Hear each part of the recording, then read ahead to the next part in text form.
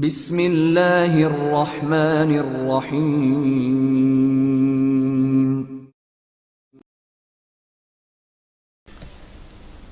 ایڈلاوا Imran series, مصنف ابن صفی۔ میریانا نے اسی ایک کمرے میں پورا دن گزار دیا تھا۔ ان درندوں کی وجہ سے نہ تو باہر قدم نکالنے کی ہمت پڑی اور نہ کسی اور طرف گئی، کیونکہ بقیہ 3 کمرے تو مقفل ہی تھے۔ لیکن باورچی خانے تک جانے سے کب تک گریز کرتی؟ کھانے پینے کے لیے بھی تو کچھ نہ کچھ مہیا کرنا ہی تھا۔ بہرحال جو تو شام ہوئی اور ڈر کے مارے اس کی حالت ابتر ہونے لگی۔ وہ خوفناک اژدہا، وہ خونخوار بلی، لیکن اس کا بھی وہی حشر ہوگا جو وہ ٹلینی کا ہوا تھا۔ لیکن نہیں، ایڈلاوا کسی عورت کو اذیت نہیں دے سکتا۔ پھر آخر یہاں لا کر رکھنے کا کیا جواز بنتا تھا؟ اندھیرا ہوتے ہی کمرہ خود بخود روشن ہو گیا۔ دیواروں پر بڑی بڑی روشن لکیریں نظر آنے لگیں۔ روشنی تیز تھی، لیکن بصارت پر گراں نہیں گزر رہی تھی۔ اس نے کمرے کے دروازے پر کھڑے ہو کر بقیہ حصوں کو دیکھا، وہ بھی تاریک نہیں تھے۔ اس طرح خوف اور گھٹن سے کسی حد تک نجات مل گئی، اور اسے پھر باورچی خانے کا رخ کیا۔ فرائنگ پین میں انڈے توڑ رہی تھی کہ پشت پر کسی کی آہٹ سن کر مڑی، اور پھر اس کی گھگی بن گئی۔ ایک عجیب الخلقت آدمی دروازے میں کھڑا نظر آیا۔ اس کے جسم پر ایک لمبا سا لبادہ تھا اور چہرے پر کھریے اور گیرو کے نشانات بنائے گئے تھے۔ ڈرو نہیں، میں ایڈلاوا ہوں۔ آواز ہی آواز، میری کوئی شکل نہیں ہے۔ باس، وہ ہکلائی۔ ہاں ہاں، اور تمہارا شکار میرے قابو میں ہے، اور تم ہی اسے ٹھکانے لگاؤ گی، اپنی توہین کا بدلہ لو گی، ایڈلاوا نے کہا۔ کون ہے باس؟ میریانا نے پوچھا۔ خود ہی چل کر دیکھ لینا، میں اسی کمرے میں تمہارا منتظر ہوں۔ لیکن پہلے یہ تو دیکھو تم کہ اس وقت میریانا نہیں ہو۔ اس نے لبادے کے نیچے سے آئینہ نکال کر اس کی طرف بڑھا دیا۔ میریانا اپنی شکل دیکھ کر اچھل پڑی۔ یہ تو اسی عورت کی شکل تھی جسے اس نے پچھلی رات تہ خانے میں دیکھا تھا، جولیانا فٹز واٹر، ڈھمپ کی ساتھی۔ یہ کیا باس؟ میریانا نے کہا۔ بس دیکھ لینا، تم اسے مارو گی اپنے ہاتھ سے، ایڈلاوا نے کہا۔ میریانا کا دل دھڑکنے لگا۔ تو کیا وہ ڈھمپ کو پکڑ لینے میں کامیاب ہو گیا ہے؟ اگر ایسا ہوا ہے تو اس کی ساری محنت ضائع ہوگی۔ وہ اسی کے بچاؤ کے لیے تو بھاگ نکلی تھی۔ خیر، دیکھا جائے گا۔ اس نے فرائنگ پین چولہے سے اٹھا کر رکھ دیا اور ایڈلاوا کے پیچھے پیچھے چل پڑی۔ ایڈلاوا صدر دروازے کی طرف بڑھ رہا تھا۔ باس، ادھر ایک خوفناک اژدہا اور ایک عفریت نما بلی بھی موجود ہے، میریانا خوفزدہ آواز میں بولی۔ اوہ، وہ چوکیدار ہیں میرے۔ میریانا کا باس عام آدمیوں سے بہت مختلف ہے۔ وہ آدمیوں سے زیادہ جانوروں پر اعتماد کرتا ہے۔ لیکن اب تم انہیں بھی اپنا غلام پاؤ گی، باس نے کہا۔ باس عظیم ہے، میریانا نے ایڈلاوا کا پسندیدہ جملہ دہرایا۔ آؤ، اس نے آگے بڑھ کر دروازہ کھولا۔ ایڈلاوا نے اب ٹارچ روشن کر رکھی تھی۔ میریانا نے دیکھا کہ وہ کوئی چھوٹی سی عمارت نہیں تھی، بلکہ اس رہائشی حصے سے ملحق ایک بڑی عمارت پچھواڑے میں موجود تھی۔ لیکن رہائشی حصے کے اندر سے اس تک کوئی راستہ نہیں جاتا تھا۔ وہ دیوار سے لگے چلتے رہے اور پھر اس عمارت کے صدر دروازے سے اندر داخل ہوئے۔ اس حصے میں بھی دیواروں سے روشنی پھوٹ رہی تھی۔ باس، یہ ایک دور افتادہ اور ویران مقام ہے، یہاں یہ روشنی کیسی؟ میریانا نے پوچھا۔ تہ خانے میں ایسا برقی نظام موجود ہے جو 200 مربع میل کے رقبے کو بآسانی منور کر سکتا ہے۔ یہ ایڈلاوا کی سائنسی تجربہ گاہ ہے، یہاں ایڈلاوا اپنے اجداد کا انتقام لینے کے لیے نئی تدبیریں کیا کرتا ہے، ایڈلاوا نے کہا۔ میں سمجھی نہیں باس، میریانا نے پوچھا۔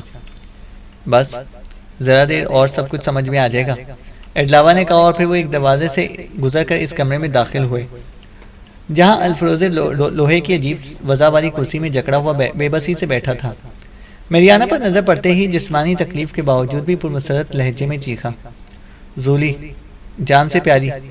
پھر ایڈلاوا کو دیکھ کر ہکلایا۔ یہ کون ہے؟ مونٹیزوما، ایڈلاوا پروکار لہجے میں بولا۔ اور تم آج کی رات فرانسسکو پزارو؟ باس، الفروزے نے حیرت سے کہا۔ یہ تم ہو؟ اس نے اسے پہچان لیا کیونکہ وہ اس کی یہی آواز سنتا چلا آ رہا تھا۔ ہاں، میں ہی ہوں، فرانسسکو پزارو، جب تمہاری فوج نے میری مملکت پر چڑھائی کر دی تھی، ایڈلاوا نے کہا۔ اس میں میرا کیا قصور ہے باس؟ پزارو مجھ سے سینکڑوں سال قبل پیدا ہوا تھا، الفروزے نے کہا۔ وہ برابر نئے نئے جنم لیتا رہا ہے، اور میں بھی اس سے پیچھے نہیں رہا۔ کیا تمہیں وہ رات یاد نہیں جب تمہارے سپاہیوں نے میرے گھرانے کی 30 عورتوں کو زبردستی تباہی کے غار میں دھکیل دیا تھا؟ میرے آدمی جو پہلے ہی سے چیچک کی وبا میں مبتلا تھے بے موت مر گئے۔ تم سفید فام سوروں نے ان پر جہنم کا دہانہ کھول دیا۔ سنو، آج کی رات میرے غسل کی رات کہلاتی ہے۔ میں اس رات کو ایک اسپینی کے غسل سے خون سے غسل کرتا ہوں۔ اس بار میں نے تمہیں منتخب کیا ہے۔ میں تمہارے خون سے غسل کروں گا، پھر تمہارے مردہ جسم کو میرے چوکیدار 3-4 دن تک کھاتے رہیں گے۔ ایڈلاوا نے کہا۔ میرا قصور باس، میں تو ہر حال میں وفادار ہوں، الفروزے نے کہا۔ تو اگر میرا وفادار ہوتا تو میری عورت کی اس طرح توہین نہ کرتا۔ تو نے میریانا کے سلسلے میں مجھے جھوٹی کہانی سنائی تھی، وہ تو اس نے بروقت جان پر کھیل جانے کا فیصلہ کر لیا، ورنہ تم سب میرے ہی ہاتھوں اس اسٹیمر سمیت غرق ہو جاتے، ایڈلاوا نے کہا۔ وہ جھوٹی ہے، الفروزے بولا۔ میں جھوٹی ہوں؟ میریانا مٹھیاں بھیج کر چیخی تھی۔ تم؟ الفروزے ہکلایا۔ ہاں، میں میریانا ہوں، میریانا بولی۔ ایڈلاوا نے کہکا لگایا اور بولا، جس پر تم مر مٹے وہ X2 کی عورت ہے؟ نہیں، الفروزے کی کرسی گرفت سے آزاد ہونے کے لیے زور لگانے لگا۔ تو میرے لیے سانپ پالتا رہا ہے۔ خیر، میریانا وہ ٹیوب دیکھ رہی ہو جس کے سرے پر ایک لمبی سی سوئی فٹ ہے؟ اسے اس کی نبض والی رگ میں اتار دو تاکہ میرا بات ٹب بھر جائے۔ میں نے تم سے وعدہ کیا تھا کہ الفروزے تمہاری ہاتھوں سے اپنے انجام کو پہنچے گا، ایڈلاوا نے کہا۔ مجھے یاد ہے باس، میریانا نے کہا اور آگے بڑھ کر وہ ٹیوب اٹھایا اور الفروزے کی نبض ٹٹولنے لگی۔ نہیں، وہ بے بسی سے ہکلایا۔ اس کے پیر بھی آزاد نہ تھے۔ ٹھیک اسی وقت وہ دروازہ کھلا جس کے بند ہونے پر الفروزے کو کرسی نے جکڑ لیا تھا۔ اس کا کھلنا تھا کہ کرسی پھر اپنی اصلی حالت میں آ گئی اور الفروزے کی ٹھوکر نے میریانا کو دور اچھال دیا۔ اب آؤ سور کے بچے ایڈلاوا، وہ دھاڑتا ہوا ایڈلاوا کی طرف بڑھا۔ ایڈلاوا نے کہکا لگایا اور بولا، یہ حسرت بھی نکالے گا گوشت کے پہاڑ۔ وہ دونوں آپس میں گتھم گتھا ہو گئے۔ میریانا کے پیٹ پر الفروزے کی لات پڑی تھی۔ اسے ایسا محسوس ہو رہا تھا جیسے دم نکل جائے گا۔ وہ اپنے ذہن سے لڑ رہی تھی کہ بے ہوش نہ ہو پائے۔ دفتن کسی نے میریانا کی بغلوں میں ہاتھ دے کر کمرے سے باہر گھسیٹ لیا۔ وہ دروازے کے قریب ہی گری تھی، اب بھی ہوش ہی میں تھی۔ اجنبی سے دوسرے کمرے میں اٹھا لایا۔ وہ اطالوی ہی معلوم ہوتا تھا، لیکن لباس سے کوئی کمتر درجے کا آدمی لگتا تھا۔ میں مر رہی ہوں، میریانا بولی۔ نہیں، ایسی کوئی بات نہیں ہے، تم چپ چاپ لیٹی رہو، اس نے کہا اور اسے فرش ہی پر لٹا دیا۔ میریانا کو ایسا لگ رہا تھا جیسے پیٹ کے اندر کچھ پھٹ گیا ہو۔ ایسی شدید تکلیف تھی کہ ذہن کو معاف کیے دے رہی تھی۔ مگر تم یہاں کیوں چلی آئی تھی؟ تم کون ہو؟ میریانا نے پوچھا۔ کیا تمہیں بیٹا لینے کا انجام یاد نہیں تھا؟ یہ بتاؤ کہ تمہیں سوجی کیا تھی؟ آنے والے نے کہا۔ ڈھم، وہ ہاتھ پھیلا کر سسکیاں لینے لگی۔ تیرے لیے، میرے محبوب، تیرے تحفظ کے لیے۔ تو نے دیکھا میری جان، وہ کیسا آدمی ہے؟ میرے قریب آ جا، میں مر رہی ہوں۔ اور پھر اس کے منہ سے جیتا جیتا خون ابل پڑا تھا۔ پہاڑ کی لات، یہ دیکھ، پہاڑ کی لات پڑی تھی میرے سینے پر۔ عمران بوکھلا کر جھک پڑا اور آستین سے اس کا منہ صاف کرنے لگا۔ بس یہیں بیٹھا رہ، میرے سب کچھ، اور میں تمہیں دیکھتے دیکھتے مر جاؤں، میریانا کہہ رہی تھی۔ اس دوران میں دوسرے کمرے میں ڈھینگا مشتی کی آوازیں آتی رہی تھیں۔ پھر یک بیک ایسا معلوم ہوا جیسے کوئی بڑا جانور ذبح کیا جا رہا ہو۔ سنو، وہ بھرائی ہوئی آواز میں بولی۔ شاید اس نے الفروزے کو ذبح کر دیا، اب اس کے خون میں غسل کرے گا۔ اوہ بھاگو ڈھم، بھاگ جاؤ میری جان، تم اسے شکست نہ دے سکو گے۔ اس کے اندر کوئی خبیث روح سمائی ہوئی ہے۔ اس نے اژدہا اور دیوانی بلی پال رکھی ہے۔ دونوں کو ختم کر چکا ہوں، تم فکر نہ کرو، اور انہیں بھی جہنم میں جانے دو۔ تمہارے لیے کیا کروں؟ بہت اچھی لیکن بیوقوف لڑکی، آنے والا بولا۔ میں اچھی لڑکی ہوں ڈم، میریانا نے کہا۔ لاکھوں سے بہتر۔ تمہیں برائی کے خلاف جنگ کرنے کی صلاحیت ہے، تم بہت اچھی لڑکی ہو، عمران نے کہا۔ اپنی پیشانی میرے ہونٹوں پر رکھ دو ڈھم، آخری خواہش، میریانا بولی۔ عمران جھکا تھا اور اس کی پیشانی چوم کر بولی، اب میں سکون سے مر سکوں گی۔ ایک آدمی تو اس بھری پوری دنیا میں ایسا ہے جو مجھے اچھی لڑکی کہہ رہا ہے، اب میں سکون سے مر سکوں گی، میریانا بولتی جا رہی تھی۔ دفتن ایڈلاوا کی دھاڑ سنائی دی۔ میریانا، تم کہاں ہو؟ دیکھو میں نے غسل کر لیا، مونٹے زوما امر ہے، فرانسسکو پزارو، مرد آباد۔ اور پھر وہ خون میں نہایا ہوا اسی کمرے میں داخل ہوا۔ اس کے ہاتھ میں بڑا سا چمکدار خنجر تھا۔ تو کون ہے؟ وہ عمران کو دیکھ کر دھاڑا۔ تیری موت، عمران نے سرد لہجے میں کہا، اور اب وہ دونوں آمنے سامنے کھڑے ایک دوسرے کو گھورے جا رہے تھے۔ X2؟ ایڈلاوا کسی درندے کی طرح گھورایا۔ نہیں، اس کا ایک ادنا سا خادم، وہ اپنے ہاتھ سے کبھی کسی کو نہیں مارتا، عمران نے کہا۔ اچھا تو بھی آ جا۔ ایڈلاوا نے عمران پر چھلانگ لگائی۔ عمران پھرتی سے ایک طرف کو ہٹ گیا۔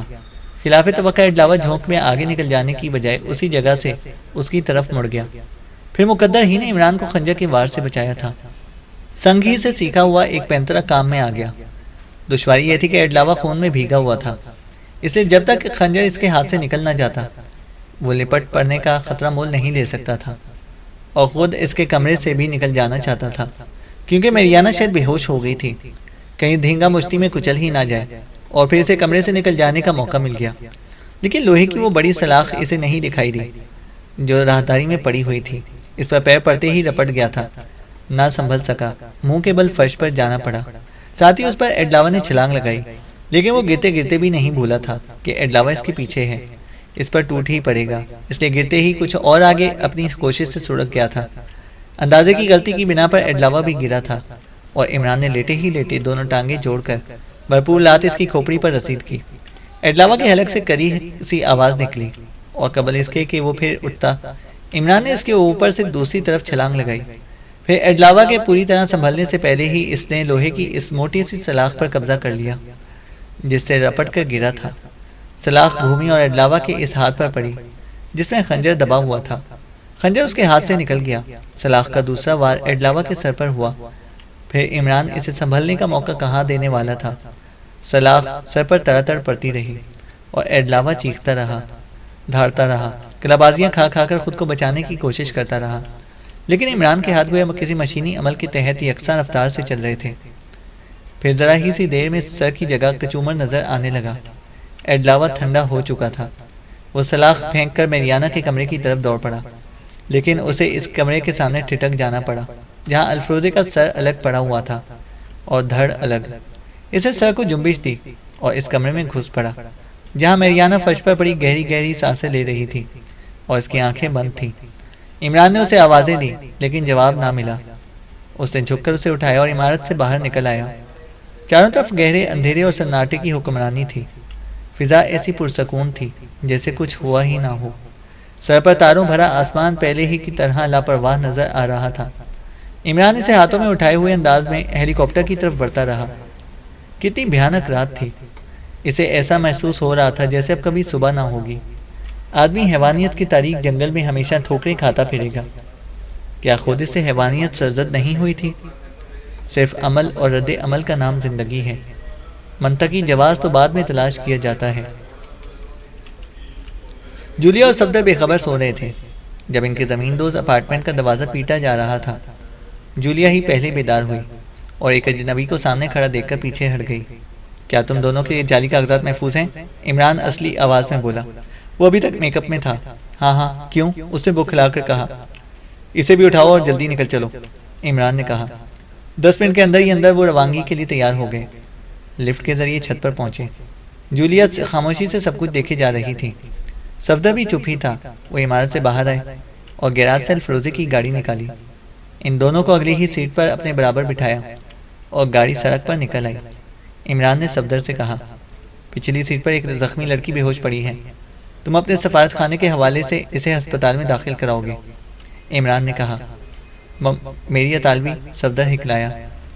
جولیا تمہاری طرف سے گفتگو کرے گی۔ مطلب یہ ہے کہ تم سفارت خانے کے حوالے کی وجہ سے بہت زیادہ پوچھ گچھ سے بچ جاؤ گے۔ کہہ دینا کہ سڑک کے کنارے بے ہوش پڑی ملی تھی۔ کسی بھی سڑک کا نام لے لینا۔ کئی دن یہاں گھومے پھرے ہو گئے۔ میں ہسپتال کے باہر ہی ٹھہروں گا، عمران نے کہا۔ 15 منٹ کے اندر ہی یہ کام بھی ہو گیا۔ بے ہوش میریانا ہسپتال میں داخل کر لی گئی۔ واپسی پر جولیا بولی، تو یہ محترمہ تھی؟ کیوں؟ کیا تم اسے جانتی ہو؟ عمران نے پوچھا۔ کیوں نہیں؟ تم سے کٹ کر پھر ایڈلاوا کے پاس آ گئی تھی، جولیا نے کہا۔ سوال یہ ہے کہ آپ نے کیا کیا؟ ہم تو پھنس گئے تھے، صفدر مضطربانہ لہجے میں بولا۔ اور اس لیے پھنس گئے تھے کہ قدیم ریڈ انڈین زبان بڑی روانی سے بول سکتے ہیں آپ لوگ، عمران بولا۔ تمہیں کیسے معلوم ہوا؟ جولیا بکھلا کر بولی۔ آپ کے چوہے باس نے اطلاع نہیں دی؟ خود دو دو ہاتھ کرنے پڑے اڈلاوا سے تو پتہ چلتا پر خدا کو، عمران بولا۔ بات دراصل یہ ہے، آپ کی صحبت نے ہم سب کو تباہ کر دیا ہے، صفدر بولا۔ نکالی کے لیے بھی عقل چاہیے۔ ایڈلاوا نسلاً انکا قوم کے بادشاہ مونٹیزوما کے سلسلے میں سے تعلق رکھتا تھا، عمران نے کہا۔ رکھتا تھا کا کیا مطلب؟ جولیا بولی۔ اس لیے کہ وہ اب اس دنیا میں نہیں ہے، عمران نے کہا۔ یعنی آپ نے اس کا خاتمہ کر دیا، صفدر نے کہا۔ مورخین سے یہی روایت ہے۔ خیر ان جھگڑوں کو چھوڑو، یہ بتاؤ کہ تمہیں اس نے کس طرح مجھے کال کرنے پر مجبور کیا تھا؟ یہاں میں تمہاری دانش مندی کی تعریف کیے بغیر نہ رہ سکوں گا کہ تم نے وہ کال انگلش میں کی تھی، عمران نے کہا۔ کیا کرتا؟ کس طرح آپ کو اطلاع دیتا کہ دھر لیے گئے ہیں، صفدر نے کہا۔ کال کیسی تہخانے سے ہوئی تھی؟ عمران نے پوچھا۔ نہیں، وہ ہمیں ایک ویران جگہ پر لے کر گیا تھا، ہماری آنکھوں پر چمڑے کے تسمے چڑھا دیے گئے تھے، پھر شاید ہم لفٹ کے ذریعے اسی عمارت پر پہنچے تھے۔ وہاں اٹلی کی فضائیہ کا ایک ہیلی کاپٹر موجود تھا، صفدر نے کہا۔ کیا ایڈلاوا خود لے کر گیا تھا؟ عمران نے پوچھا۔ نہیں، فضائیہ کا ایک پائلٹ۔ وہ خود ہی ایڈلاوا تھا، تمہارے X2 کی ٹکر کا آدمی، بیچارہ۔ اس کا طریقہ کار یہی تھا کہ نام تو ایڈلاوا ہی چل رہا تھا، لیکن مختلف لوگ اسے مختلف شکلوں میں دیکھتے تھے۔ میک اپ کا ایسا ماہر آج تک میری نظر سے نہیں گزرا۔ آواز بدلنے پر قدرت رکھتا تھا، عمران نے کہا۔ ہاں، تو وہ پائلٹ تمہیں کہاں لے کر گیا تھا؟ ایک ویران سی جگہ پر، ایک بڑی عمارت میں، غالباً وہ اس کی تجربہ گاہ تھی۔ بہرحال پائلٹ وہاں مجھے چھوڑ کر چلا گیا تھا، اور میں نے انتہائی کوشش کر ڈالی تھی کہ تجربہ گاہ کے بند دروازوں میں سے کسی کو کھول کر نکل کر بھاگوں، مگر کامیابی نہیں ہوئی۔ پھر ایڈلاوا آیا اور اسے اپنے ٹرانسمیٹر کے ذریعے X2 کے لیے کال کرائی، صفدر نے کہا۔ ٹرانسمیٹر کا سائز کیا رہا ہوگا؟ عمران نے سوال کیا۔ میرے لیے بالکل نئی چیز تھی، سائز کیا بتاؤں؟ کمپیوٹر تو دیکھے ہوں گے آپ نے؟ نہیں، بھلا میں نے کہاں دیکھے ہوں گے؟ ٹنڈولا یار میں رہتا ہوں نا، اور کھیتی باڑی کرتا ہوں، عمران بولا۔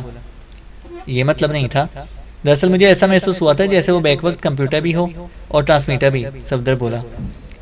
اس لیے اتنا نپتلا حملہ ہوا تھا مجھ پر، عمران نے کہا۔ میں سمجھا نہیں، صفدر نے کہا۔ عمران نے اسے بتایا کہ کس طرح ٹھیک اسی جگہ ایک ہیلی کاپٹر پہنچا تھا جہاں سے اس کی کال کا جواب دیا گیا تھا۔ اسے نہ صرف کال کے جواب کی صحیح سمت بتائی ہوگی، بلکہ ٹھیک اس جگہ کی نشاندہی بھی کی ہوگی۔ اب مجھے اس معاملے کو مقامی پولیس کے سپرد کرنے سے پہلے ایک بار پھر اس عمارت کا جائزہ لینا پڑے گا، عمران نے کہا۔ تو کیا آپ اس عمارت تک پہنچ گئے تھے؟ صفدر نے کہا۔ وہیں سے آ رہا ہوں۔ ایڈلاوا نے الفروزے کو مار ڈالا اور میں نے ایڈلاوا کو، عمران بولا۔ اوہ، لیکن اب ہم کہاں جا رہے ہیں؟ صفدر چونک کر بولا۔ الفروزے کی گاڑی میرے حوالے کر کے چپ چاپ جنیوا کھسک جاؤ، عمران بولا۔ کہانی سنے بغیر ہرگز پیچھا نہیں چھوڑوں گی، جولیا جھنجھلا کر بولی۔ اس وقت ایسے لہجے میں گفتگو مت کرو ورنہ مجھ پر خون سوار ہے۔ ابھی جی نہیں بھرا، عمران بولا۔ باتوں میں نہ اڑاؤ، جولیا غصے سے بولی۔ تو پھر آپ ایسا کیوں نہ کریں، ہمیں ریلوے اسٹیشن پر چھوڑ دیں، صبح والی لگژری سے نکل جائیں گے، صبح بھی ہونے ہی والی ہے، صفدر نے کہا۔ جنیوا میں وہ سب اسی عمارت میں مقیم تھے جہاں کرنل موگمبی اور زلیخا موگمبی عمران کی قید میں رہے تھے۔ جیمسن تو دوسرے ہی دن پہنچا تھا اور جوزف تیسرے دن، لیکن عمران کی واپسی ابھی تک نہیں ہوئی تھی۔ ان چاروں نے اپنی اپنی کہانیاں سنائیں اور پھر کہانیوں کو آپس میں مربوط کر کے قیاس آرائیوں کے سہارے داستان مکمل کرنے کی کوشش کی جا رہی تھی۔ لیکن جب بات کسی طرح نہ بنی تو جوزف کے علاوہ اور سبوں نے عمران پر جھلانا شروع کر دیا۔ اسی دن اچانک ان چاروں کو اس عمارت سے بھی نکلنا پڑا۔ عمارت کے مکین نے ان کے لیے ایک تیز رفتار مائکرو بس مہیا کر دی تھی اور وہ اپنے سامان سمیت اس پر سوار کرا دیے گئے تھے، اور اب وہ اپنی اصلی شکلوں میں تھے۔ ہر قسم کا میک اپ ختم کر دیا گیا تھا اور صاحب خانہ نے ان کے ہر قسم کے جعلی کاغذات آتش دان میں ڈال دیے تھے۔ مائکرو بس ان چاروں کو لیگوریا ریجن کی سب سے خوبصورت جگہ پورٹونینو لے کر جا رہی تھی۔ اس بس میں ڈرائیور کے علاوہ اور کوئی پانچواں آدمی نہیں تھا۔ جولیا خصوصیت سے جیمسن کو ساتھ لے کر پچھلی سیٹ پر چلی گئی تھی اور اس سے میریانا کے بارے میں پوچھ گچھ کرتی رہی تھی، لیکن جیمسن نے اسے مطمئن کرنے کی کوشش نہیں کی تھی، بلکہ ایک طرح سے اسے چڑھاتا اور جلاتا رہا تھا۔ پورٹونینو میں مائکرو بس اسی ہاسٹل کے سامنے رکی جہاں انہیں قیام کرنا تھا، اور عمران انہیں وہاں سے پہلے سے موجود ملا۔ جیمسن نے چھوٹتے ہی میریانا کی خیریت دریافت کی اور سمجھا تھا کہ عمران اس کے بارے میں کچھ برے کلمات کہے گا، کیونکہ اس کی دانش میں وہ تو وٹالینی ہی کی طرح فرار ہوئی تھی۔ مجھے بے حد افسوس ہے کہ انتہائی کوششوں کے باوجود اس کی جان نہ بچائی جا سکی۔ میں زیادہ تر اس کے قریب ہی رہا تھا، اس لیے اتنی دیر ہوئی، ورنہ کبھی کے روانہ ہو چکے ہوتے، عمران نے کہا۔ کمال ہے کہ آپ کو اس دھوکے باز کی اتنی پرواہ ہوئی، جیمسن نے کہا۔ تمہیں غلط فہمی ہوئی تھی، پھر کبھی بتاؤں گا، عمران نے سنجیدگی سے کہا اور اپنے کمرے کی طرف مڑتا ہوا بولا، صفدر کو بھیج دینا۔ تھوڑی دیر بعد صفدر اس کمرے میں داخل ہوا اور اسے اپنی مربوط کی ہوئی کہانی سنانے بیٹھ گیا۔ عمران سر ہلاتا رہا، کہیں کہیں ٹوک کر اس کی اصلاح کرتا رہا، لیکن یہ کہانی قدیم انکا زبان والے مرحلے سے آگے نہ بڑھ سکی، اور عمران اسے غور سے دیکھتا ہوا بولا، اصل کامیابی اس وقت شروع ہوئی تھی جب میں نے الفروزے پر ہاتھ صاف کیا تھا۔ اس نے الفروزے سے ٹکراؤ کا واقعہ بتاتے ہوئے کہا۔ اس بری طرح ریجھا تھا دولی زوگواں پر کہ ایڈلاوا کا دشمن بن گیا تھا اور تم دونوں اسی عمارت کے تہخانوں میں رکھے گئے تھے۔ بہرحال جب میں نے اسے پٹخنی دی تو بے ساختہ اس کی زبان سے احمق یونانی طالب علم کا حوالہ سرزد ہوا تھا اور اس نے ایکسٹرو سے معاونت کا وعدہ کر لیا تھا۔ اسے یقین تھا کہ زولی کو خود ایڈلاوا ہڑپ کر گیا، اور مزے کی بات یہ کہ خود الفروزے محض شبہ میں مبتلا تھا کہ عمارت کے نیچے تہخانے بھی ہیں، لیکن راستہ تلاش کرنے میں ناکام رہا تھا۔ بہرحال میں اسی کے ایک ملازم کے میک اپ میں عمارت میں داخل ہوا اور تہخانے کی لفٹ چھت پر دریافت کر لی۔ ایک لفٹ نچلی منزل کی ایک رہدائی میں بھی تھی، شاید جسے میں تلاش نہ کر سکا اور نہ ہی اسے آپریٹ کرنے کے طریقے سے آگاہ ہو سکا۔ چھت پر ہیلی پیڈ نہ ہوتا تو شاید اس میں بھی ناکامی ہوتی، کیونکہ ایڈلاوا کے حکم کے مطابق اسے صرف نچلی منزل تک محدود رہنا تھا۔ ہاں تو ایڈلاوا فضائیہ کے پائلٹ ہی کے روپ میں چھت پر پہنچا تھا اور تہخانے میں اتر کر لباس تبدیل کر لینے کے بعد تم لوگوں کو ساتھ یہیں پر کہیں لے کر جانے کے لیے آیا تھا۔ تو میں ہیلی کاپٹر کے پچھلے حصے میں چھپ گیا، اس طرح اس عمارت تک پہنچ سکا۔ وہ تھوڑی دیر تک خود سوچتا رہا، پھر اس عمارت میں جو کچھ پیش آیا تھا دہرانے لگا۔ صفدر کی آنکھیں حیرت سے پھیلی ہوئی تھیں، وہ پھر خاموش ہو گیا۔ صفدر نے اسے کبھی ایسے موڈ میں نہیں دیکھا تھا، اس قدر بجھے ہوئے عمران کا تصور بھی نہیں کر سکتا تھا۔ شاید عمران نے اس کے چہرے سے اس کے خیالات پڑھ لیے تھے۔ طویل سانس لے کر بولا، دراصل میں ہی دانستگی میں میانہ کی موت کا سبب بن گیا تھا۔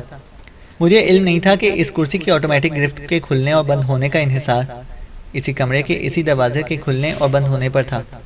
جیسے ہی میں نے ہینڈل کو گھما کر دروازے کو دھکا دیا، الفروزے آزاد ہو گیا۔ پھر وہ ایک پہاڑ کی لات تھی جو میریانا کے پیٹ پر پڑی، اور یہ بھی سن لو کہ ایڈلاوا کو میں مار کر بھی خوش نہیں ہوں، وہ بھی مظلوم تھا، صدیوں پرانے دکھ میں مبتلا تھا۔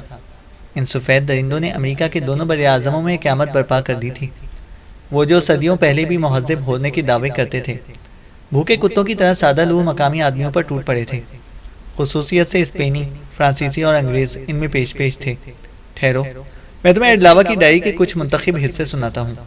وہ دراصل ایک بہت بڑا فنڈ اکٹھا کرنے کے لیے اتنا عظیم الشان اور مختلف نوع گھڑاگوں کا مجموعہ پھیلا بیٹھا تھا۔ وہ ذاتی طور پر اتنے ایٹم بم بنانا چاہتا تھا جن سے پورے اسپین کو کھنڈر بنا سکتا۔